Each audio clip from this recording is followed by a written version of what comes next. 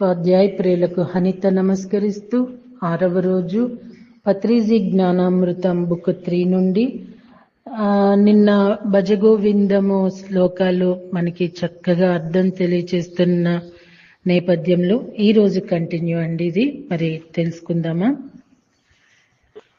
నిజం చెప్పాలంటే మాస్టర్స్, ఎవరో మనతో ఉంటారు, ఎవరో మనకి సాయం చేస్తారు, మనం ఇలాగ చేస్తే వాళ్ళు మనకి ఎలాగో చేస్తారు అనుకోవటం చాలా పిచ్చితనం అండి.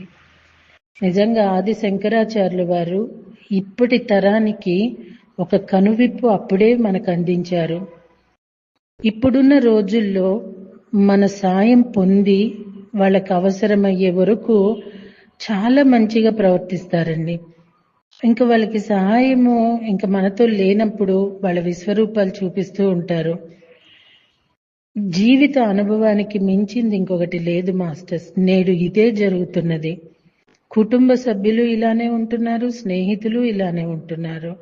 అంటే ఈ యాంత్రిక జీవితంలో మనిషి కోల్పోతున్నది జన్మ అనుభూతినేమో అనిపిస్తుంది. ఆత్మశక్తిని నిర్వీర్యం చేసుకుంటున్నారేమో అనిపిస్తుందండి. సో అండి, ఈరోజు పత్రిసర్ ఏం చెప్తున్నారో తెలుసుకుందామా? దినయా మిన్యో సాయం ప్రాతః శిశిర వసంత్ పునరాయాతః కాలః క్రీడతి గచ్చతాయుః సదాపి న ముంచత్యాసవాయుః.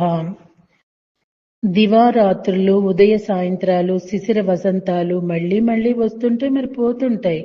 కాలం క్రీడిస్తూనే ఉంటుంది, జీవితం క్షీణించిపోతూనే ఉంటుంది. ఆయన మనిషి ఆశలను వదలలేకపోతున్నాడు. రాత్రి పగలు, సాయం ప్రాతం ఇవి నిరంతరం ఒకదాని తరువాత ఒకటి వస్తూనే ఉంటాయి. అలాగే వసంతం, శిశిరం, గ్రీష్మం లాంటి ఋతులు క్రమం తప్పకుండా ఒకదాని తర్వాత ఒకటి వస్తూనే ఉంటాయి. కాలం అనేది ఆగనిది, అది ఎప్పుడూ క్రీడిస్తూనే ఉంటుంది. ఆయువు తరుగుతూనే ఉంటుంది. ఆయుష్ అంటే ఈ శరీరంలో, ఈ భూమండలంలో నిర్ణయించుకున్న సమయం అన్నమాట. క్రికెట్లో వన్డే మ్యాచ్ ఆడుతున్నప్పుడు సమయం అయ్యే కొద్దీ ఆట ముగింపు వచ్చేసరికి ఓటమో విజయమో తేలిపోతుంది. ప్రజ్ఞ లేకపోతే ఆట ముగింపు సమయానికి ఓటమి తప్పదు. తృష్ణే అన్ని దుఃఖాలకి మూలం. తృష్ణే అంటే అత్యాశ వాయువు. అత్యాశ వాయువు వల్లనే ఆయుష్ తగ్గిపోతున్న మానవుడు పొందాల్సిన ఆనందాన్ని పొందలేకపోతున్నాడు. అత్యాశ వాయువు అన్నది శమించాలంటే ధ్యానం పరిమళించాలి. కాతే కాంత ధనగత చింత వాంతులకింతవ నాస్తి నియంత త్రిజగతి సజ్జన సంగతి రేఖ భవతి భవార్ణవతరణే నౌక. ఓ వెర్రివాడ, నీ భార్యను గూర్చి, ధనాన్ని గూర్చి ఎందుకు అంతగా చింతిస్తావు? బల పరిపాలన చేసి నియంత కావాలనుకున్నావా? త్రిలోకాల్లోనూ కూడా భవసాగరాన్ని దాటింపగల నౌక సజ్జన సంగతి మాత్రమేనని తెలుసుకో. మన వర్తమాన భోగం అనేది, భాగ్యం అనేది మనం గతంలో చేసిన కర్మల ద్వారా నిశ్చయింపబడే ఉంది, రూపకల్పన చేయబడే ఉంది. మన పూర్వమే మన ప్రస్తుత నియంత. పూర్వం లేకుండా ప్రస్తుతం లేదు, ప్రస్తుతం లేకుండా పరం లేదు, పూర్వ జ్ఞానం లేకుండా పూర్వం అన్నది గ్రాహ్యం చేసుకోలేకుండా ప్రస్తుతం అన్నది వెంటనే భోగభాగ్యాలతో నిండిపోవాలని అనుకోవటం మూర్ఖత. మన శక్తి సామర్థ్యాలు చూసుకోకుండా, పురుష ప్రయత్నం చేయకుండా మన ప్రస్తుతానికి వెంటనే నియంత కావడానికి ఉవ్విళ్ళు ఊరటమే మన అజ్ఞానానికి నిదర్శనం. సజ్జనుల నిరంతర సాంగిత్యం వలనే ఈ విషయాలన్నీ సువిదితమయ్యేది. జటిలో ముండి లుంచిత కేశ కాషాయాంబర బహుకృత వేష పశ్యానపి నచ పశ్యంతి మోడ ఉదర నియమిత బహుకృత వేష. తోతాచార్యుడు చెప్పిందండి ఇది. ఒకానొకప్పుడు జడలు ధరించి, మరొకడు ముండనం చేయించుకొని, ఇంకొకడు వెంట్రుకలు పెరికేసుకుని, మరొకడు కాషాయ వస్త్రాలను ధరించి ఉంటారు. చూస్తూ కూడా వాస్తవాన్ని చూడలేక ఈ మూర్ఖులు పొట్ట నింపుకోవడానికే అనేక వేషాలు వేస్తుంటారు.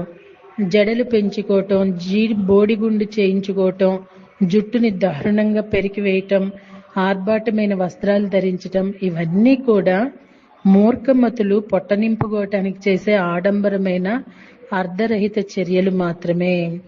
జ్ఞాని అయిన వాడు జడలు పెంచుకోడు, ప్రత్యేకమైన వస్త్రధరణ హాస్యాస్పదమని తలుస్తాడు. ఉదర పోషణార్థం కష్టపడి పని చేస్తాడే కాని కాషాయ వేషధారణ లాంటివి చెయ్యడు.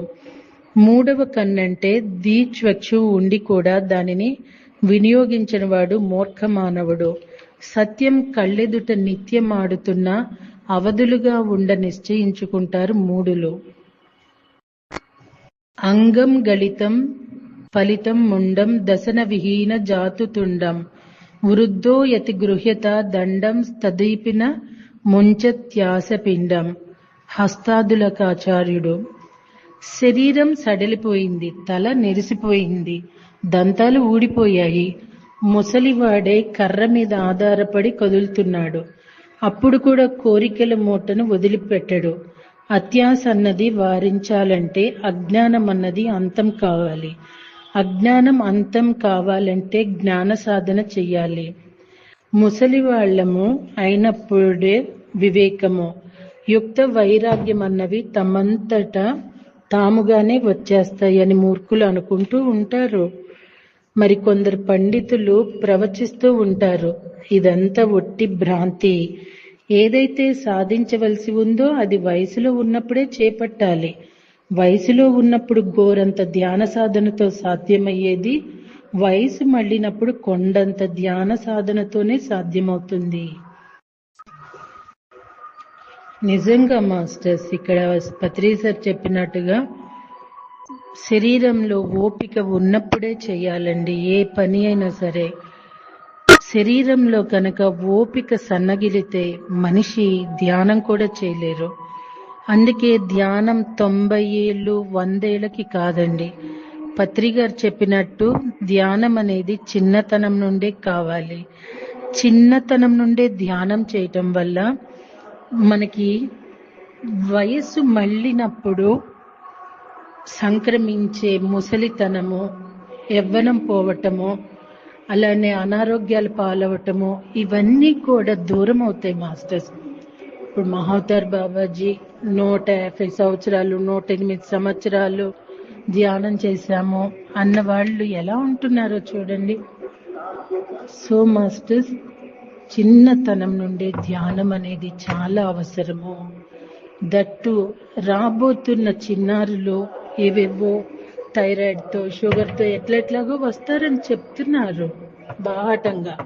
మరి వీళ్ళందరూ అలా రాకూడదు, మంచి ఆరోగ్యమైన బిడ్డలు కలగాలి అంటే తల్లిదండ్రులు ధ్యానం చేయాలి, బిడ్డలందరితో ధ్యానం చేయించాలి. ధ్యానం అనేది చిన్నతనం నుండి ప్రతి ఒక్కరూ చేస్తూ ఉండటం వల్ల రాబోయే రోజులు అనారోగ్యముతో బిడ్డలు పుడతారు అన్న భయపడాల్సింది ఉండదండి. ఆమె రైట్ మాస్టర్స్? సో పత్రి సార్ సేవాదళ్ పెట్టి స్కూల్స్లో పిల్లలకి ధ్యానం అనేది అందించటానికి కారణం చిన్నతనం నుండే ఎప్పుడైతే ధ్యానం అందుతుందో అప్పుడు సమగ్రమైన జ్ఞానము మనిషికి లభిస్తుందండి, శక్తి లభిస్తుంది. శరీరము ధ్యానంతో కూడుకొని ఉంటే అనారోగ్యానికి తావుండదు మాస్టర్స్. ఆమె రైట్ అండి? అగ్రే వహ్ని పృష్ఠే భానురాత్ చుబుక సమర్పితం జానోహో కరతల భిక్షు స్తారుతల వాస స్తాదపిన ముచ్చంత త్యాస పాస. సుబోధుడు చెప్పాడు, ముందు చలిమంట, వెనుక సూర్యుని వేడి, రాత్రులందు మోకాటిని గెడ్డానికి తగిలేటట్లుగా పెట్టుకుని కూర్చుంటాడు. ఆహారం దోసిట్లో పెట్టించుకొని తింటాడు, చెట్టు నీడలో జీవిస్తాడు. ఇలాంటి దీనావస్థలో కూడా కోరికలు దూరం కావటం లేదు. అజ్ఞాన అంధకారంలో కొట్టుకుపోతున్న మానవుడు ఎన్ని కష్టాలు వచ్చినా మళ్లీ మళ్లీ సుఖాల కోసం ఆరులు చాస్తున్నాడే కానీ కష్టాల మూలం తెలుసుకోవటానికి ఇష్టపడటం లేదు. కష్టాలకు మూలం తెలుసుకోవాలంటే తానెవరో తెలుసుకోవాలి. తానెవరో తాను తెలుసుకోవాలంటే చిత్తవృత్తి నిరోధం కన్నా వేరే శరణ్యం లేదంటే ధ్యానం విన్నా వేరే మార్గం లేదు. మరి రేపు కంటిన్యూ చేద్దామా అండి? Thank you.